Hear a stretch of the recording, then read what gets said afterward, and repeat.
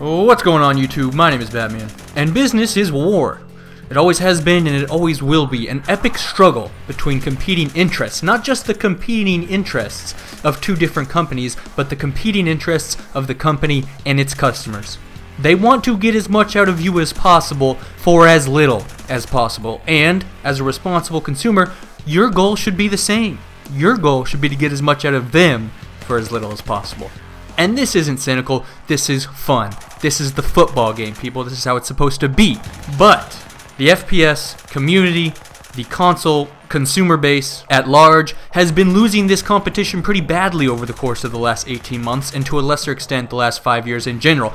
And the basic argument I want to make in this commentary is that the more money they can make off of the empty transactions and mechanics that I'm going to talk about in this commentary, the more money they can make off these things, the less incentive they have to offer more content and the less pressure they feel to provide higher quality content, because offering more higher quality content has a much higher production cost on their end than, say, releasing a custom gun camo that, you know, Bob in marketing's son made in 5 minutes for his Photoshop project at school. They release that and sell it to even 5% of the 15 to 20 million people who typically buy Call of Duty.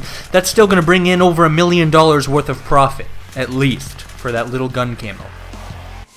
If they can do that essentially for free, why should they feel the need to spend a bunch of time and resources building new mechanics like a Forge map creator or something that would attract $1 million profit worth of extra customers? They don't need to do that anymore. Why do they need to put money into making more content when at no cost at all they can implement a prestige system that can drag your playtime out 10 times over doing the same shit, unlocking the same shit without ever actually playing any new content? Why create new content to explore, new content to experience and unlock? Why make that content more interesting in an effort to drag out your playtimes when they can use RNG, random number generated reward systems, to trick you into quote-unquote working towards a randomized reward in a box that is earned based solely on your playtime and nothing else? And to unlock that thing you want, you have to play as long as they want you to play, and they have it worked out through the same kinds of probabilities equations that casinos use to ensure they turn a profit on every gambler. When they can do that, they don't need to include new or better content. They just need to include slightly different versions of the guns you've already used. And by the time you unlock enough of them to realize that they're bullshit, you've already played the minimum amount of time they wanted you to play. Now, I know Black Ops 3 has said they're not going to have supply drops, but what they haven't said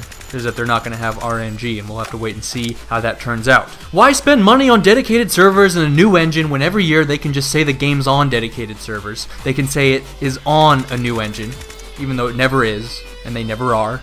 But the statement itself is enough to squash any dissent, because every major gaming news outlet repeats it. Every major Call of Duty YouTuber repeats it. They repeat the lie, and they never redact it. We have been told specifically the last 2 years that Call of Duty will be on dedicated servers, and we know that wasn't true.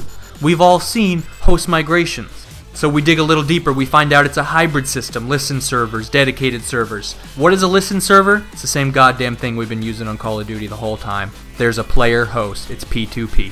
Why include zombies with the base game when they can just use it to incentivize DLC purchases like they did with Advanced Warfare? Why include a raid in the $20 House of Wolves expansion when they can put that raid to further incentivize sales for the Comet DLC, which will be double or triple the price of House of Wolves, and anyone who's going to buy House of Wolves has already bought it anyways because they bought it before the game itself was even out, or they bought it in a combination package with the Dark Below. Very few people are buying them separately now. I'm sorry, that's Destiny. Sometimes I confuse my Activision scams. Why make a great game when half of you are going to buy it before it even comes out and the other half of you will buy it because half your friends already have it? They just need to make the game good enough so that it's not returned in the first 30 days. There's a very big difference in the quality of a game that is designed to be great and attract the maximum amount of customers possible and keep them on the game for as long as possible. There's a big difference between that type of game and a game that's just good enough not to get returned in the first 30 days. Call of Duty is leading the industry in these hollow and shady practices, and the COD franchise itself is a perfect example of the qualitative stagnation that can set in when a publisher no longer feels the need to pour resources into making a better game. If you had never played any Call of Duty before, and I told you that Black Ops 1 came out after Call of Duty Ghosts, you'd have no reason not to believe me, because there's been no significant upgrade to the quality or technological capabilities of this game in 5 years. Now granted, the Exosuit in Advanced Warfare looks like a sequel, but it's on the old gen consoles. It was technically possible 5 years ago, and indeed, it's still just a preferential change.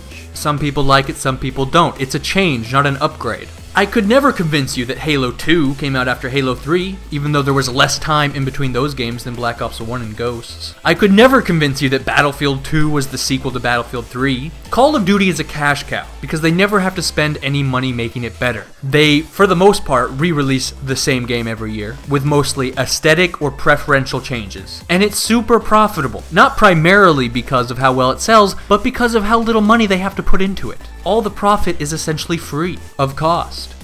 And even worse, we're getting less and less content. If you compare Black Ops 1 to Advanced Warfare, Black Ops 1 shipped the campaign and multiplayer plus 2 full Zombies maps, Dead Ops Arcade, and combat training. Now we fast forward to Advanced Warfare, we have the campaign, multiplayer, and just combat training, right? Exo Survival, I always consider just a glorified combat training.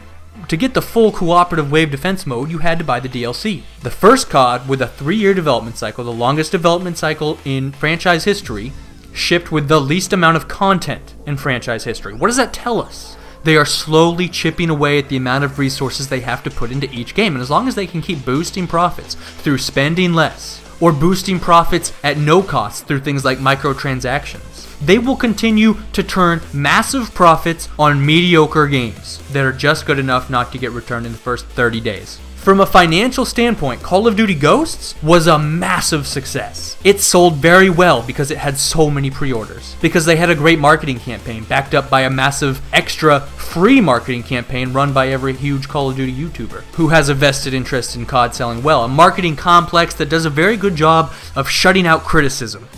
At this point, it's probably more cost effective for them to dump resources into marketing instead of dumping those resources into the game. That's the curse of pre-ordering. And then Ghost spammed microtransactions and random gold camos as early access for Season Pass holders. And the Season Pass holders get early access to the DLC gun, the Ripper, which was like the best gun in the fucking game. And they have it and nobody else has it, so they get to use it against people who don't have it. They have this huge pay-to-win in-game advantage. And so if you don't buy the Season Pass, you get punished for 2 weeks before every piece of DLC releases, because you're at a severe disadvantage when everyone's running around with the Ripper, which is the best freaking gun in the game. It was highly effective. They made bank on Ghosts, and it doesn't mean they think it was a good game, but it means they know they can still make fat profits off a mediocre game, and that's the problem. As long as they can do that, mediocrity will remain the status quo. As long as they can do that, mediocrity will be more profitable than higher quality.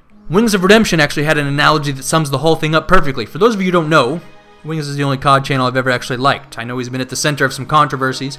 I know he can be very hit or miss with people, but he's the only COD-based channel you never saw drink that Activision cum. And my commentary is actually loosely based off his. But anyways, he has a great story where, you know, he used to work at a pizza place, and he was there directly following 9/11 and the start of the Mideast Wars, and those events shot gas prices up through the motherfucking roof, right? So when this happens, the pizza place's costs go way up. Not only because they have to deliver the pizza, and that costs a lot more for gas, but just getting the massive amounts of pizza ingredients shipped from one location to the next costs a lot more. Now when this happens, the pizza place doesn't want to pass that cost on to the consumer because they don't want to raise the price of the pizza to account for this, because then less people will buy their pizza and they'll end up making even less money. So instead they have to cut costs in other areas to compensate for the higher costs in other areas. So they start using less sauce and less cheese. They make the crust thinner. They make the entire pizza itself smaller, right? A smaller circumference. And that way they can make up for the lost revenue to high-ass gas prices. And this is exactly what is happening in gaming right now. We're getting smaller and shittier pizzas. And it's not just Call of Duty and Activision. The things I'm going to encourage you to oppose in this commentary are things that I want you to oppose in every game, because every game is starting to adopt them more and more. And the tactics are getting cheaper and cheaper and lamer and lamer. But I wanted to focus this commentary on Call of Duty specifically, because as the most popular FPS title, COD is the best place to take this stand. The best opportunity to reach the largest chunk of FPS gamers, and also because Activision is sort of the pioneer of these strategies. They usually figure it out first and then other people follow suit, other major developers and publishers. And that's how it will always be so long as COD is at the top. Other games will continue to craft their own versions of whatever business tactics or gameplay mechanics are giving COD the largest market share, the most money.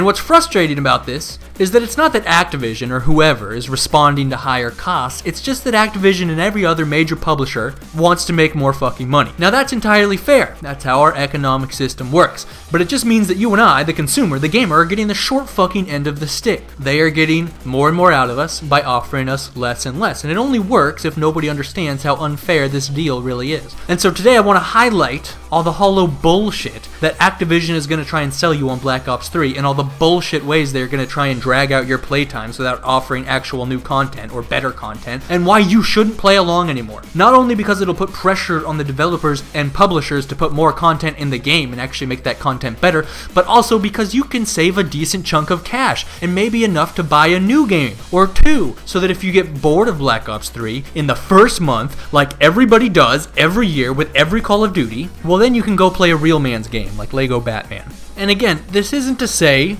that I think these business practices are illegal or immoral. I'm not calling for government intervention. They are simply the opposing team in a match of Call of Duty itself. It's a big old game of TDM, and right now they are beating our team 60-30. We're getting fucking owned. And all I'm saying is, it's time for a comeback.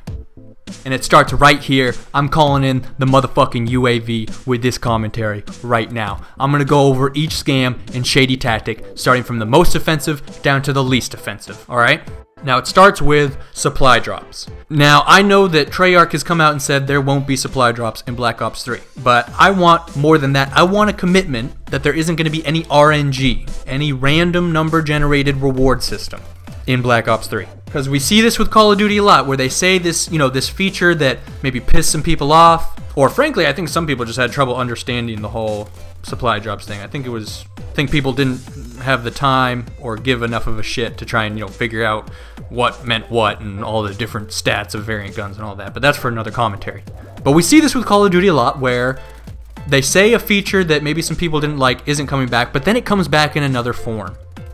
Most memorably, you'll recall after Black Ops 1 for Modern Warfare 3, they, confirmed that Second Chance wasn't coming back. And Second Chance didn't come back as a perk, but Final Stand came back as a death streak. You know what I'm saying? You can't trust anything that a Call of Duty developer or publisher tells you. They're always fucking with you. It's the same thing with the dedicated servers. But I'm worried there might be another RNG system, because I can tell that every major game is starting to bust a nut for RNG.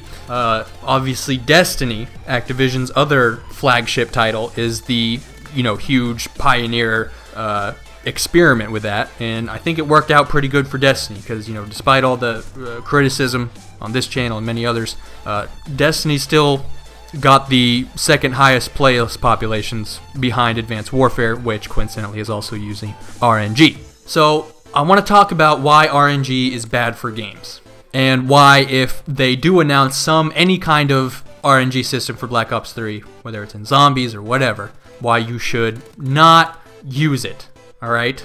I made a point of not ever using supply drops in Advanced Warfare. You'll notice you'll never see any variant guns in my clips. And that's because all supply drops are, all RNG systems are, is a hollow incentive structure. And it's a very effective mechanism that represents an existential threat to everything we love about our games. It operates in a very similar fashion to Battlefield battle packs, right? People think Advanced Warfare was just copying what Battlefield 4 did with the battle packs, but there is a very big difference. In Battlefield, you had an idea of what you had to do, what task you needed to complete in order to earn the battle packs. So ranking up earned you gold battle packs, using a gun, getting a certain amount of kills with it, or performing certain feats with it earned you a weapon-based battle pack, etc., etc. In Battlefield 4, what it basically turned into was a cool way to sell microtransactions. They got you hooked on earning them, and then they hoped you'd be hooked enough to buy them. And that does suck, and that was lame, and I'm sure anytime a game implements a supply drop or battle pack type of system, it'll be used for something similar, right? Like, they get you hooked on these trivial rewards. A lot of the time they're just aesthetic, just cosmetic. And then as long as you value those rewards, they can use it as a hollow incentive to pre-order or buy Season Pass, or buy the $70 deluxe version, and you get 5 gold battle packs, which is what Hardline did. That by itself is a problem, because they're going to get more and more people to buy into these pointless counterproductive transactions using the hollow incentives of battle packs or supply drops, and usually, there isn't really any new content in these packages. And as more and more people figure out that pre-ordering is pointless, as they figure out that maybe they should play the game for a month to see if they actually like it before they buy the Season Pass, the publishers are going to find, new devious ways to get you to buy the shit they want you to buy when they want you to buy. It's an arms race. Supply drops are just the beginning, I'm sure. For instance, right now you can go buy an advanced supply bundle on Advanced Warfare for $40, and it gives you 20 supply drops that didn't cost them any money to develop or produce. And the joke is that it's not going to actually have any real content in there. You're not spending $40 on a new experience. You're spending $40 on mostly pointless bullshit that is going to make, you know, the slightest difference in your typical gameplay experience. You know, yes, maybe there's some elite variants in there, but even then, the actual difference that gun variants make in the game in terms of the experience, it's usually pretty minor, right? I mean, your gun shoots a little faster, maybe it has a little less recoil, you know, maybe it looks cooler, maybe instead of dying in 0.4 of a second, your opponent dies in 0.3 of a second. If that's what we qualify as gameplay depth or diversity, then games are never going to get better. If they can farm the fan base with $40 supply drop bundles that are free of cost to the publisher to provide, why would that publisher ever feel the need to go the traditional route and actually spend money to earn money when they can just earn money for free? You know what I mean? But obviously that's not the main point I want to make. I want to talk about the random nature of the reward system outside of when you buy it, earning it in-game. It's an incentive structure that artificially drags out people's playtime. So, you know, the Advanced Warfare community, being as obsessed with this hollow incentive structure as they are, have aggressively sought to understand how supply drops work. And there have been a lot of people, perhaps most notoriously Drifter, who have kept track of supply drops in relation to their kills and scores and time played and yada yada yada. And the consensus that I think everyone has reached at this point is that supply drops are based solely on your time played, and that on average you will get one supply drop for roughly every 45 minutes of time played. So a huge part of the appeal behind video games has always been about accomplishing tasks and earning rewards and overcoming obstacles and progressing to a new challenge. You know, beating the game on hard mode, unlocking new achievements or trophies for a variety of feats and tasks, both wacky and serious. Earning a certain amount of in-game resources, you know, whatever. And traditionally, what that meant was that developers had to include an amount of content that was equal to the average amount of time they wanted their customers to play. Every developer and publisher has a target average play time they are hoping to achieve with their customers, right? They want to make sure there's enough content for a certain amount of hours played so that you don't regret the purchase. Like, if you only play a game for 2 hours and finish it, you have time to return it. You're probably not going to consider it worth the $60 that you spent on it. You won't recommend it to your friends, and your friends won't be getting the game to play it with you because you're already done with it. And when the sequel comes out, you're not going to be super enthusiastic about it if you only played 2 hours on the original. You know, they want to get you involved in the game. They want to establish an emotional connection. They want to get you involved in the community. And plus, you know, nowadays they want you to stick around long enough so that they can sell you DLC and microtransactions and whatever else. So time played is a very important part of turning a profit on video games. And in a perfect world, to get us to play the game longer, they give us more stuff to do in the game, what is typically referred to as gameplay depth. So, you know, in the past, to increase average play times, you know, after Call of Duty 3, COD put in zombies. And then MW2 had Spec Ops missions. In fact, the whole multiplayer mode itself, right? You'll recall back in the day, the campaign was the primary appeal to FPS games. Multiplayer itself was there as sort of a mini game to extend playtimes, and it sort of evolved into the primary reason people were buying these games. But for instance, after Halo 2, in Halo 3, Bungie put in, you know, Forge and armor personalization shit that you could earn. They doubled down on the layers of replay value that the skulls provided in the campaign, right? Halo Reach threw in Firefight and almost kind of oversaturated it with all the different options. They fucking put Forge mode on steroids. And then Forge, and combined with custom game modes, exponentially increased the replay value. And I think one of the reasons they really diversified Firefight and Reach as opposed to ODST is because the problem with ODST Firefight was that it wasn't dragging out playtimes long enough because there wasn't enough diversity in it. It was the same thing every time, and like at a certain point you reach a round where it's like, okay, I know I can't get farther than that round or whatever, you know. So I think that's why they did the whole, like, you have lives and medals and points, and you can customize the guns you start with and all that. That was right. That is pretty much the textbook example of putting in more customization options so that you can diversify the content, play the game in a new way, different way. It adds depth, it adds replay value, it extends play times. And that was right around the end of the golden era of gaming, from like 2001 up till 2010. The amount of content in games, the level of quality of that content kept going up dramatically. You looked forward to every new game because it was like, how are they going to outdo themselves this time? But that's not really the case anymore. You know, like I said, Black Ops 1 could have been the sequel to Call of Duty Ghosts. You know what I mean? And the reason we've seen this stagnation is because they can use bullshit like prestige systems and supply drops. So when the only way to unlock these rewards that everybody wants is purely through time played, they don't have to provide new content to extend your playtime anymore. If you earned variant weapons the traditional way, you would complete some task. You would overcome some obstacle to earn that reward, which means the developers would have to come up with an equivalent amount of tasks and obstacles, content, to the amount of time they want you to play, but with a system where you're rolling for rewards once every 45 minutes. They can use the same probabilities formulas that casinos use to determine how often someone will win, right? And then they base their prices off that to make sure they're making money no matter how often people are winning. They use that to determine how often you'll get that elite drop and what the chances are of that drop being what you want it to be. And then they get to choose the amount of time you play. They get to choose the amount of time you play regardless of how much content they put in. A huge part of the appeal behind every video game is the incentive structure progression. That's why the consoles started putting in achievements and trophies to extend the incentive structure and elongate playtimes. But in Call of Duty, the incentive structure is completely irrelevant of skill and now entirely divorced from actual content. It's an illusion that promotes mindless and often joyless grinding. Now I know what you're thinking, you don't just play COD for the supply drops, maybe you also play for the sake of prestiging. The original hollow incentive structure. Prestiging has always been pointless, there's nothing to gain from it ever. All it does is nerf you by restricting access to things you've already unlocked. And that nerf is especially problematic when skill-based matchmaking is involved, and there's literally not one thing to gain from it. You aren't earning the respect of anyone, because unlike Halo 3, where your rank was based on wins, and you earned respect and fear for them, prestiging in COD is irrelevant of skill. It really only represents time played. So if you're a high prestige, it just means some people know you've played a lot. It's hollow. There's no actual incentive. There's nothing to actually earn. And yet the vast majority of COD players continue to do it. They continue to prestige. And it extends their play times, even if they only complete the first 2 prestiges. Activision has doubled their playtime without actually providing new content. And you can see how effective it is. Because through the traditional method, they'd have to double the amount of content in a game to double your playtime. But with this, they can drag your playtime out 10 times over, without providing one new feature or mechanic. And the longer they're on the game, the more likely they are to end up buying the DLC when it drops, the more likely their friends are to get it to play with them. It's less time they're spending on other games, and the less likely they are to feel like it was $60 wasted because they didn't end up putting enough hours into the game. And even though there isn't actually $60 worth of content, they still feel comfortable buying the sequel. They don't feel let down because the illusion is working. But once you start to understand that it's an illusion, it's a house of cards.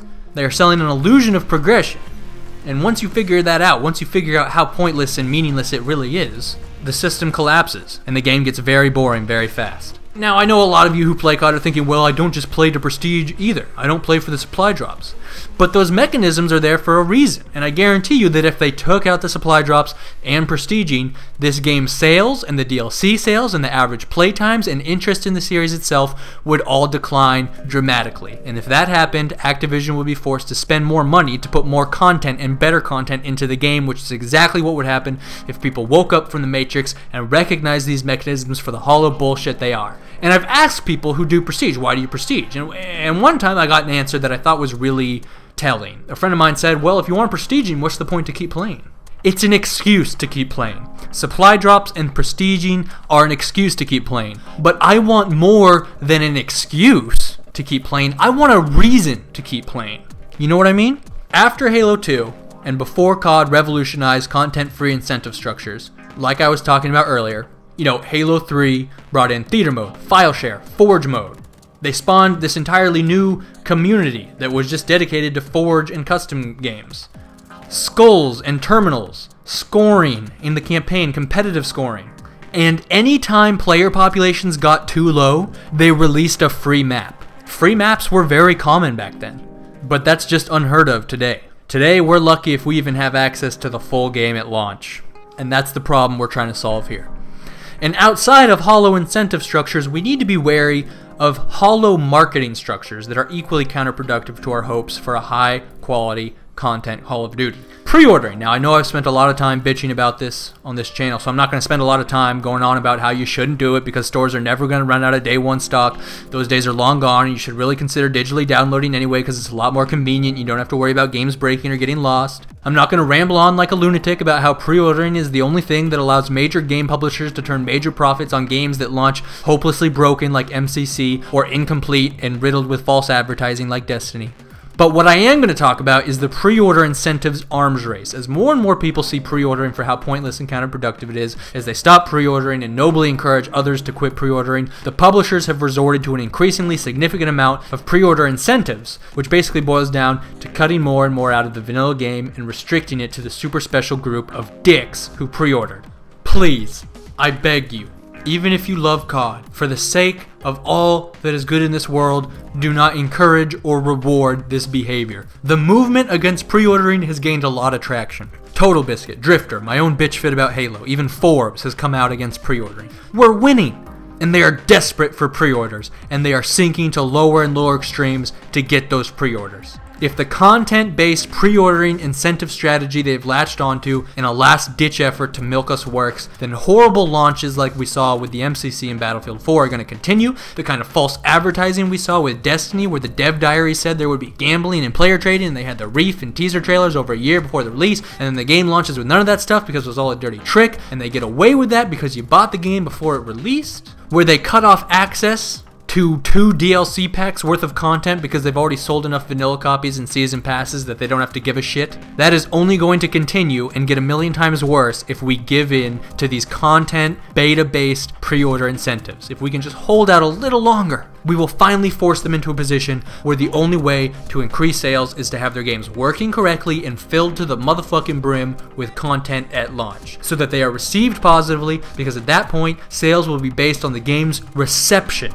on the game's quality, and not its marketing campaign. So long as pre-ordering works, they only have to have a strong marketing campaign. They can have a shit game, the game's quality at launch matters less and less, and that's how it's been for a while, and that's why we've been disappointed with basically every major FPS in the last 2 years, and we are finally reaching a point where we might be able to put a stop to that shit. Do not fuck it up now. Now, I know that Black Ops 3 is offering beta access for the pre-order. That right there tells you how desperate they are. If you have to play that beta, because I'm a realistic person. I'm not going to pretend that, you know, we're all noble enough not to play the beta. I know your friends are going to play the beta, you're going to want to play the beta with them. I know that there are probably a lot of YouTubers out there and you want to get footage and get it up right away so you can try and get some channel growth off of it. It's probably the best opportunity there is annually for channel growth.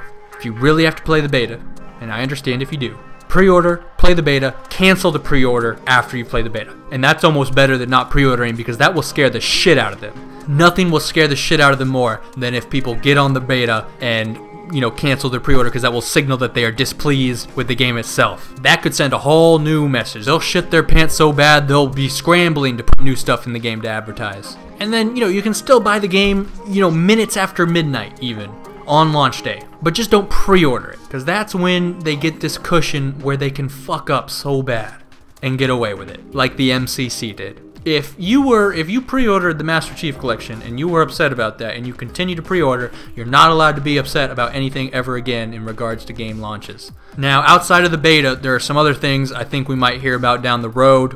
I don't know if they've announced all the pre-order incentives, or if the pre-orders aren't high enough, we might start seeing that they throw in new and better pre-order incentives as they get more and more desperate, which is kind of what we saw with Halo 5. They've slowly had this drip of information about new pre-order incentives. So let's talk about some of the other stuff that I think Black Ops 3 might try and pull over on you. They're probably going to offer you a map that is exclusive to those who pre-ordered. As someone who has pre-ordered in the past, let me tell you, this map always ends up being a pain in the ass because of player population. Sometimes they try to stick it in with the regular playlist rotations. This has an overall negative effect on your experience because it quarantines you off to the 10th of the player base that pre-ordered, right? So you go into Ground War, it can only matchmake you with other people who pre-ordered, and after the first week or so, that's a much smaller group than those who didn't pre-order. You're going to have to deal with very long matchmaking times and a lot more lag because you're much more likely to get paired with someone far away because there's less people to choose from and COD's netcode is fucked up to begin with. Longer matchmaking times and more lag is what you get with that map, but I don't think they were actually able to include the bonus map in the vanilla rotations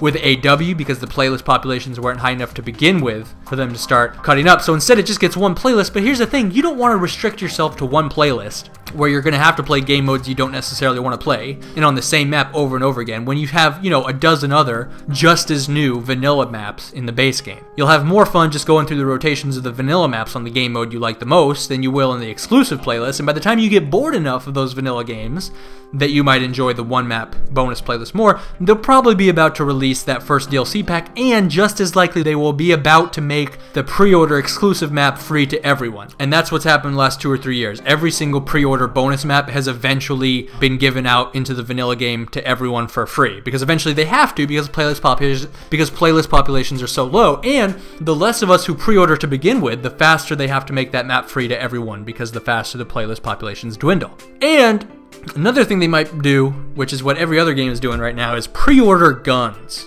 We're seeing this with a lot of other games right now, and this is just because they're getting desperate. And again, like, if Black Ops 3's pre-orders don't pick up enough by, you know, as we approach launch date, I guarantee you they're going to start dishing out more and more incentives, and one of these incentives might be the guns. Now, pre-order guns can't be that good. They can make paid DLC guns really good, and they always do, but that's different because people who want that good gun can just buy it, which is of course the entire point. But with pre-order guns, there's no way for people to get them until they are, you know, put in the store at some price. But that won't happen until a while after launch, so that the pre-orderers can feel special and exclusive. But because people won't be able to get those guns, they won't be able to make those guns anything special, because that would just piss everyone off and make people quit. At least that's how it's been in the few FPS games we've seen where they had pre-order guns, like Hardline most recently. The Hardline pre-order guns weren't anything that special. So don't feel like you're missing out by not getting the pre-order guns if they offer them, because they have to walk a fine line specifically to make sure that non-pre-orders don't feel like they're missing out. So don't feel like you're missing out, because they're going to make sure you aren't missing out, is what I'm saying.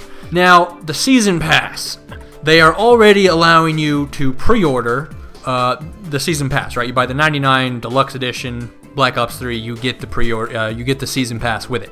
Don't do that. Please, please don't do that. Do not buy the Season Pass until at least the day before, but preferably the day after, the first DLC pack drops. Buying the Season Pass day one is the equivalent of pre-ordering the DLC, right? And when you do that, there's less and less incentive to make the DLC good when so many people have already bought it. You know, imagine if a significant amount of people opted to skip the Season Pass. Then they'd have to work harder to sell you the DLC. I think it's very likely we would maybe see more weapons featured in the DLC packs. I know Ghost had 2 DLC guns, AW has had 2 so far, because their DLC sales are down as well, as was the case with Ghosts. We'll see if we continue to get a new one with each map pack, but if we don't, the best way to guarantee a new weapon with each DLC pack is to skip that Season Pass, because then they need to include more shit that they can advertise to get you to buy it. If they have to sell you each DLC pack separately, if they have to work to earn your sale, if they have to work to sell it to you, then they're going to have to make it better so that there's more stuff to advertise so that you get incentivized. When you've already bought it with the Season Pass, they can just say, fuck it. I mean, here's this thing you already bought, hope you like it. And that's what's going on right now with Destiny, not including the raid in the House of Wolves expansion pack, right? I know a lot of people are upset about that. You know why they are able to do that? Because they did a very good job of making sure that the 2 DLC packs were tied together. Very few people bought those packs separately, right? Because they bought the Season Pass or whatever. And so everyone who's going to buy House of Wolves, or at least the vast majority of the people who will buy House of Wolves, have already bought it. And anyone who hasn't will probably buy it to play it with their friends. So they can skimp out on House of Wolves completely. It no longer has to be good. They no longer have to work to sell it. So instead, they took that raid, which I guarantee you was originally planned for House of Wolves. They took that raid and they're going to put it in that Comet expansion pack. And that will further incentivize everyone to buy the, you know, I don't know if it's like $40 or $60, but it's going to be pretty expensive. It further incentivize everyone to buy that expansion pack. And they're doing with that Comet expansion pack what we want them to do with every DLC pack, which is what they're trying to stuff as much content into it as possible to sell it to you. But the problem is the content they're stuffing into it should have been in the goddamn base game. But anyways, that's Destiny. That's for a whole nother commentary that we will discuss at a later time. But, you know, Call of Duty's DLC for the most part is a slap in the face. You look at a game like Battlefield 4, and I'm not saying Battlefield 4's business practices have been saintly either, but Battlefield 4 typically includes new vehicles, new guns, and new gadgets on top of 4 big-ass maps in every DLC pack. You know, wouldn't that be cool if we got that much new stuff in every Call of Duty DLC pack, which is the same price as Battlefield 4's DLC packs? We could push COD to that point where they have to include new weapons and, you know, maybe new gadgets, maybe even new perks, like, you know, an actual expansion pack. We could push them to that point if we just made them work for our money instead of giving it up freely. You know what I mean? The FPS consumer base is like a girl who gives it up on the first date with every guy, even when they don't cover the check at dinner. What I'm saying is, let's get him to cover the check, let's get him to take us out on a second date and a movie and cover the cost for that shit too, and he can buy me some dessert and maybe like a charm bracelet or some shit, and then, and only then, assuming we like him, will we fuck his brains out. Let's make this motherfucker put a ring on it, you know what I'm saying? Now I know what you're thinking, but Batman, I saved $10 when I buy the season pass instead of buying the DLC pack separately. Yeah, but what if you fucking don't? What if you get stuck in the boat that so many COD players have been in before, where you buy that season pass and then at the end of December, you realize, gee, I fucking hate Call of Duty Ghosts. I would rather scoop my own eye out with a spoon than play another second of this game, but oops! I bought that season pass day one, and now I've wasted $50, or I have to play this shit I don't want to play just so I don't feel like I wasted my money. Even if you don't hate the game outright, you might be totally bored of it in 8 months down the road when that final DLC drops. You might not be interested in buying that final DLC pack. Other games might have come out. And if that happens, then you save money by not buying that 4th DLC pack. You save money by not buying something you don't necessarily want to play. Don't buy things until you're sure you want to buy them, is what I'm trying to say. And some of you might want to play all the DLC, and I get that, but even if that's the case, all I'm saying is just wait till the day before or the day after that first DLC pack drops to buy the season pass, because then they have to ramp up the quality of the DLC to convince more people to buy it, which is not something they have to do if everyone has already bought it before the game has even fucking come out. And then everyone else has to buy it to play with their friends, you know what I'm saying? And keep in mind, there's almost always some special deal where you can get the season pass for like 50% off. I know they already had one of those deals even before the second DLC dropped this year for AW, and what it's really about is player populations. They have to make sure DLC populations are high enough so that people are having a quality experience with decent matchmaking times and such. And at a certain point, they start getting more desperate for DLC sales so that they can keep those player populations up, and that's when they start slashing prices, and those deals have been getting better and coming sooner as Call of Duty's playlist populations have declined in general, which is a trend I suspect will continue. And keep in mind, again, this all applies to, you know, every game that's coming out this fall. Battlefront, Halo 5, whatever. Might be a new Gears of War, which would be fucking awesome, but that's beside the point. If you just hold out, they'll give you a better deal eventually, and the more of us who do hold out, the faster we get that deal. So you might be able to save some money if you're just a little bit patient. And of course, if we're going to have a discussion about Call of Duty's bullshit, then we got to talk about microtransactions. If you go into the AW store right now, you're going to see over a dozen different EXO skins you can use. It was the same way with Ghosts and that game's player skins, which mostly revolved around MW2 because the game couldn't stand on its own, so they were desperate to bring people in on that MW2 nostalgia. You know, EXO skins, player skins, any money spent on any of that shit that changes the aesthetics of your character is one baby step away from literally just throwing your money away into a fucking trash can. Why? Because this isn't a third-person game. You will never get to see your character's aesthetics. It literally does not one thing to enhance the quality of your gameplay experience, unless you're the kind of guy who jerks off to your own operator menu.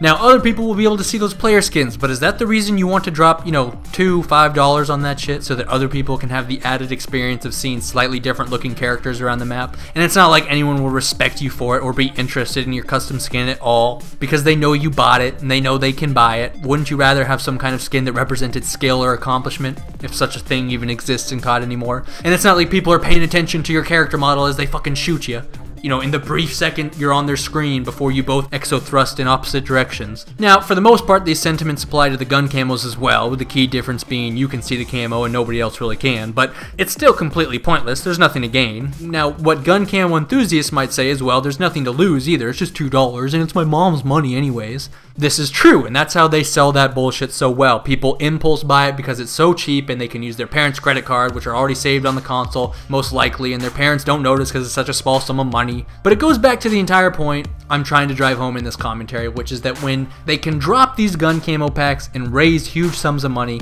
because again, think about it, you know, if it's $1.99 and 1% of the, you know, 15 million or so who bought this game buys the gun camo, it's still a huge profit. Hundreds of thousands, if not millions of dollars of profit they essentially get to raise for free, because those gun camos and skins are pretty effortless to develop. You know, they could be amateur graphic design projects. You know what I mean? When they can do that, there is significantly less incentive and pressure to actually develop real content and high quality content, period. I'm just asking you to vote with your wallet for the kind of Call of Duty you want in the future, for what kind of games in general you want in the future.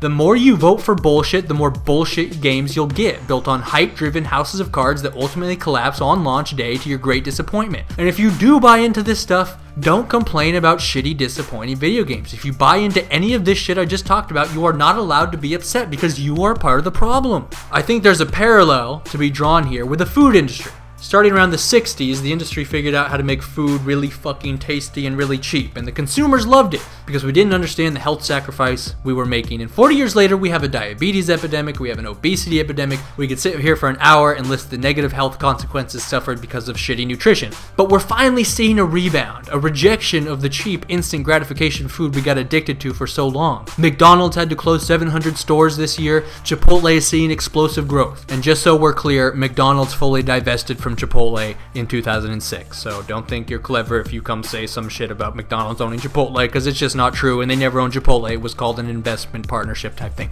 Chipotle is seeing explosive growth. They're announcing they're not using GMOs. And I'm not trying to get into a political discussion about that, but they're really focusing on having higher quality food and advertising that higher quality food.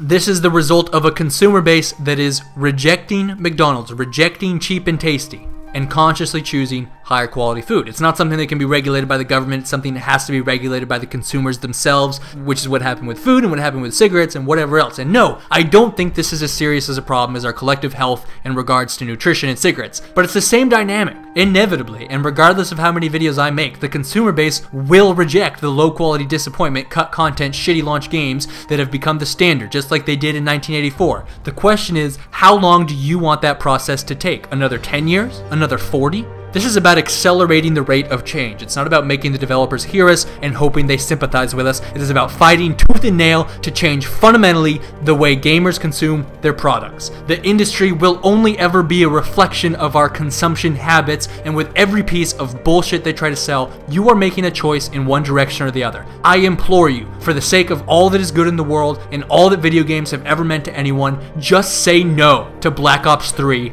bullshit. Hashtag no BO3 BS. Spread it around, tell your friends, don't share the video, don't mention me, but you tell as many friends as you can why they shouldn't go along with the bullshit anymore. Not only because it's in our best interest collectively in the long run, but because it could even save them some money individually in the short run.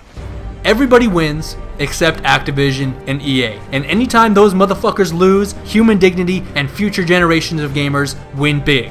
Please remember to rate the video and share the hashtag if you support the cause. The For the Win query of the day is, what Call of Duty purchase do you regret the most in the time that you've spent on Call of Duty games in the franchise? This is Batman, signing out.